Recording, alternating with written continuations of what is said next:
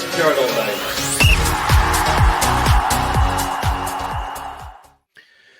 Good morning, good afternoon, or good evening, and welcome to the Rangers Journal. This is the Lowdown. My name is Doug, and we are here to talk about Sturm Graz, Rangers opponents this evening in the match day 2 of the Europa League phase.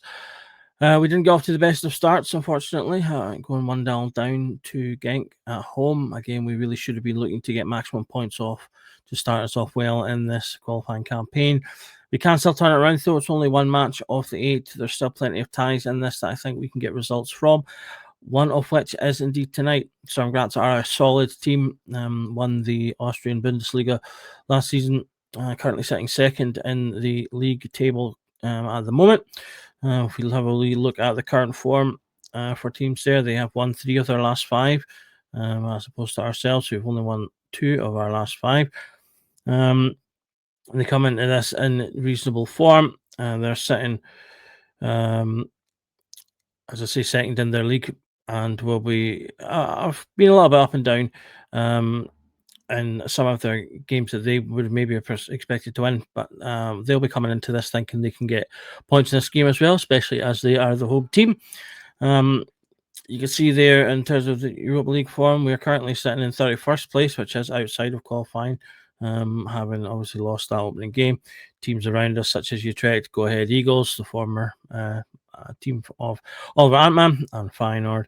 Other teams also failed to get points on their opening day. In terms of what we can expect from Sturm Graz, they play quite kind of an interesting formation.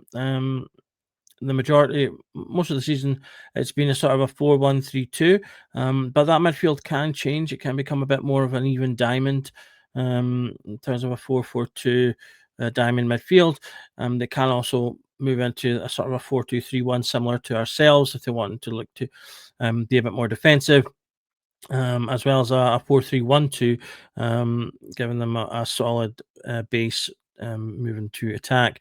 They have an emphasis on maintaining a compact defense and ensuring that they try to remain solid regardless of which system they have in place. But with that sort of packed midfield, they do look to try and create overloads in there and create turnovers which they can break from, and they'll try and break and counter press high so that they can turn the ball over and then quickly get it forward to their strikers. Balls in behind in particular, for one of the strikers, which is something they like to do. And the fullbacks will often provide width and overlap as well, which gives them some attacking thrust, as well as sort of being able to create chances from those wide areas. That is something, however, that can be a defensive frailty for them and allow for space to get in behind. So again, as with a lot of teams, it's something that we say commonly here when I'm looking at teams on the Lowdown. Attacking fullbacks are obviously very common, and so getting space in behind there is something we should be looking to do. They can be stretched with quick passing, so if we're able to sort of use our technicality, use quickness of thought, move the ball about, then we can move them about and get around them and get between them if we're sort of quick on the ball. We haven't really been great at that so far under Russell Martin, but it's something that we should be looking to try and maximise. In terms of their danger men, the main one is Sidi Yata, who's their main striker. Can also play on the wing or come from a wide position moving into forward, depending on how they set up that midfield. He's got 3 goals so far from his 4 starts, 7 matches altogether. And as I say, he's the immediate danger man, I think, to the team with his pace and movement. Also, another important player in the midfield is Tommy Horvath. So he's got a lot of creation. He also has 2 goals and an assist. He plays sort of defensive or central midfield predominantly, though he has played in attack, and again has also played sort of coming in from the right, depending on how they set up. But he gets a lot of shots, a lot of touches, so a lot of the play goes through him. Creates a lot of chances for the team, as you can see there from his percentile. So another one that I think if we need to keep an eye on to sort of stifle their creativity. In terms of Rangers themselves, there will need to be some changes to this team potentially.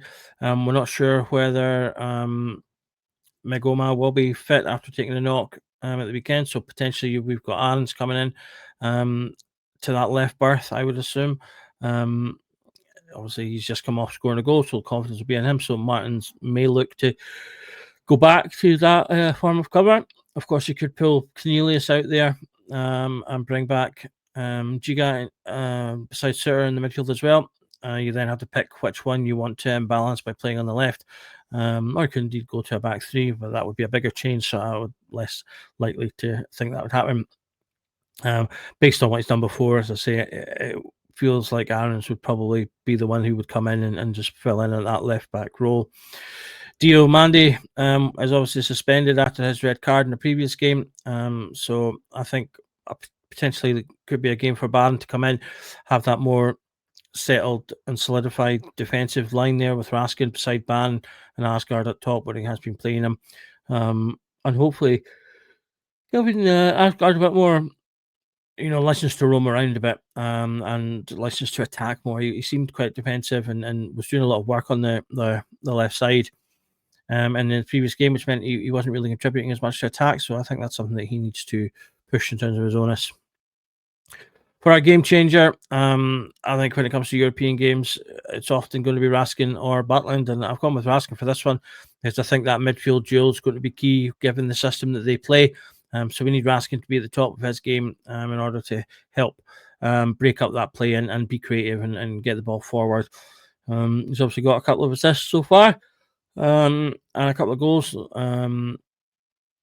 to his game, and we want to sort of build upon that. But I think his ability to tackle and break up the play, again, if he's playing alongside Barron, could be key to helping stifle that midfield block that they have.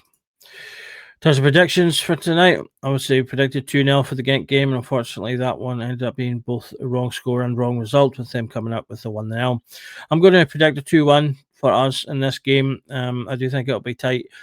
Sturm Graz is a decent team. They're obviously at home as well, so they'll have the kind of upper hand from the start in that regard. But I do think, again, if we play to our strengths, if we play more like we did in our previous game than in the ones before, then we have the opportunity to get something out of this. So I'm going to say that hopefully all those things come together and we get that 2-1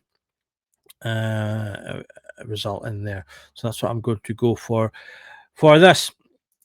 So thanks for listening to this quick lowdown on Sturm Graz. As I say, they've got an interesting midfield, so something to keep an eye on in the game if you're interested in sort of tactics and that kind of thing. They might show something a little bit different to what we've seen from some previous teams. Hopefully we can come out of this with a result. Get a couple of wins in a row would be really a big step for Russell Martin and the team to start building a bit of momentum going into this October international break. A bit of positivity and momentum would do wonders for them to then go onto the training pitch and keep working for coming back to that. So thanks for watching the lowdown. Obviously, Rangers Journal, if you're not subscribed already, please do think about subscribing, hit that notification bell. Content 5 times a week, if not more, as well as pre and post match content such as the lowdown and the pre and post match shows, as well as numerous other things that we pop out. So lots of content for you if you are a Rangers fan. Just remains for me to say thank you for watching, and just remember that every night is a Rangers Journal night. Goodbye.